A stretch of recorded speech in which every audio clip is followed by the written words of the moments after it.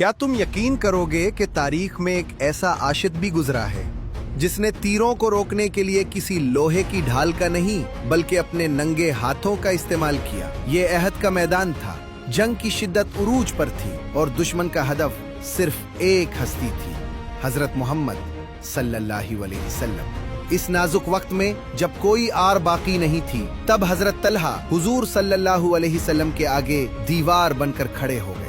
जब दुश्मन ने तीर चलाया तो हजरत तलहा के पास कोई ढाल नहीं थी। उन्होंने बना कुछ सोचे अपना हाथ आगे कर दिया। एक के बाद एक वो हर आने वाले तीर को अपने हाथों पर रोकते रहे।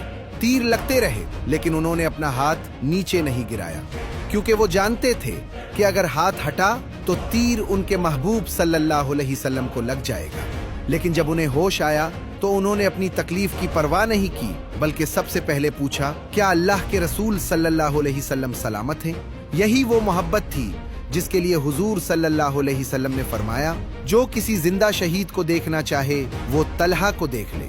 इस अजीम कुर्बानी और इश्क रसूल सल्लल्लाहु अलैहि वसल्लम के लिए कमेंट में सल्लल्लाहु अलैहि वसल्लम लिखें और शेयर करें।